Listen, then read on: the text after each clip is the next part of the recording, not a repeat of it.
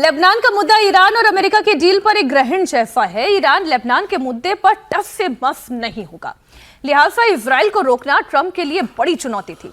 इस बीच वॉशिंगटन से एक अच्छी खबर आई। जब इजराइल और लेबनान ने जंग रोकने का समझौता कर लिया, इस डील पर अमेरिका ने भी साइन किया। विदेश मंत्री मार्को रूबियो की मौजूदगी में समझौते पर हस्ताक्षर हुए। रूबियो ने कहा कि यह मजबूत कदम है जिससे लेबनान में शांति आएगी, इजराइल के हितों की भी अनदेखी नहीं होगी। दोनों देश अपनी संप्रभुता की रक्षा करते रहेंगे। पीस डील साइन करने के बाद इजराइल के राजदूत ने एक दिलचस्प बात कही। उन्होंने कहा कि लेबनान और इजराइल की इस डील से ईरान और हिजबुल्ला आउट है। आपको दोनों देशों के राजदूतों का बयान आप सुनाते हैं।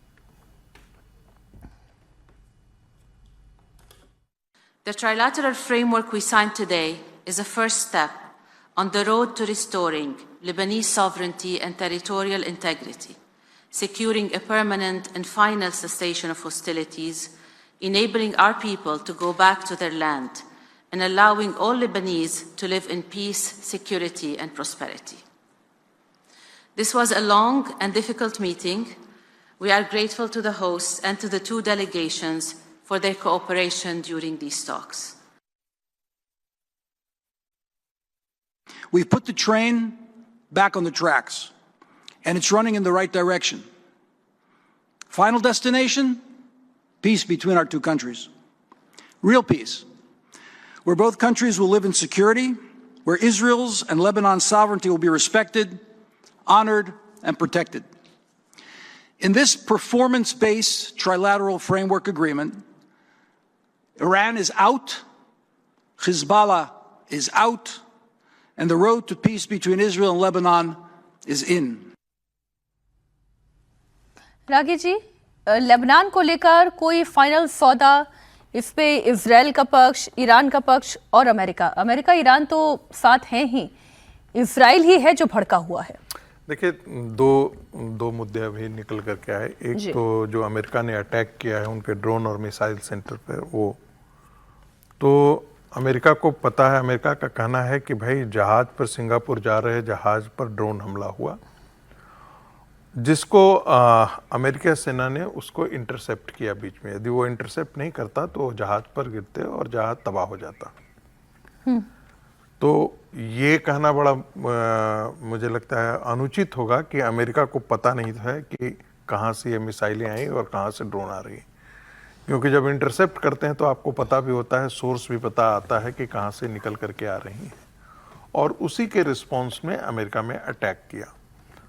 तो इसमें हम ट्रंप को दोष देने के न दे करके हम बेहतर हो कि ईरान इसमें दोषी है कि उसने एक कार्गो शिप पर अटैक किया, कारण चाहे जो कुछ भी रहा हो। एक दूसरी बात, जो पैरेलल जो अमेरिका में मीटिंग चल रही थी, उसमें लेबनान की संप्रभुता की रक्षा करने की बात की गई है, लेकिन बाद में इजराइल के अच्छा, इस जो पीस डील हुआ है वो ट्राइलैटरल है, जिसमें अमेरिका ने भी सिग्नेचर किया है और उसमें हिजबुल्ला और ईरान को बाहर करके रखा है।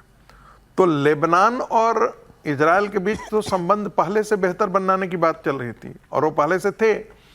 जो रियल वहां पर विलन के तौर पर जो है से अभी भी मना कर दिया है। ट्राइलेटरल ये में सिर्फ इतनी बात लिखी हुई है कि उस पर डिस्कशन होगा। ये नहीं हुआ है कि वो हट जाएगा, यानी कि कुछ मीलों वो पीछे हटेगा, इस पर डिस्कशन होना है। यानी कितना हटेगा, कल जाकर के क्या निगोशिएशन होगा, ये उसका अभी कोई स्पष्ट रूपरेखा हमारे सामने नहीं है, कोई मैप नहीं है। सिर्फ इसमें इतना है कि साउथ लेबनान से इजराइल की सेनाएं हटेंगी। अब 2000 स्क्वायर किलोमीटर कब्जा करके रखा है, जिसे वो बफर जोन की तरह, तो क्या 2000 स्क्वायर किलोमीटर वो इजराइल खाली कर देगा? इजराइल के एम्बेसडर का मत बहुत साफ है। मीटिंग के बाद उन्होंने स्पष्ट कहा कि हम ये नहीं करने जा रहे हैं, जहां पर है वहां पर रहेगा।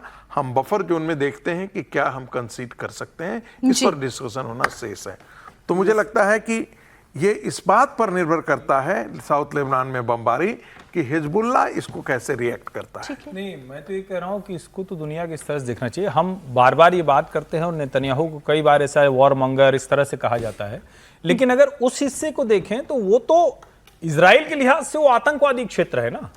वहां पर आतंकवादी पल रहे हैं, और अगर वहां से आतंकवादी के जो कहे कि हमले की उनके नागरिकों पर है तो वो तो बचाव करेंगे। अमेरिका तो दूर बैठा हुआ, अमेरिका को क्या लेना देना है उससे। और लेबनान की जो एक तरह से कहें कि वहां की जो गवर्नमेंट है, एक तरह से कहें जो लेजिटिमेट गवर्नमेंट है, वो भी हिजबुल्लाह से त्रस्त है। तो इस डील को जरा यूं भी समझना चाहिए कि लेबनान और इजराइल के बीच झगड़ा नहीं है, झगड़ा इजराइल और हिजबुल्लाह के बीच है। हिजबुल्लाह एक टेररिस्ट ऑर्गेनाइजेशन के तौर पर, या कहें कि उनके हिसाब से चरमपंथी कह दें, मिलिटेंट कह दें, लेकिन वो उस तरह से इजराइल के हितों के खिलाफ काम कर रहा है और इजराइल को अपनी रक्षा का पूरा अधिकार है।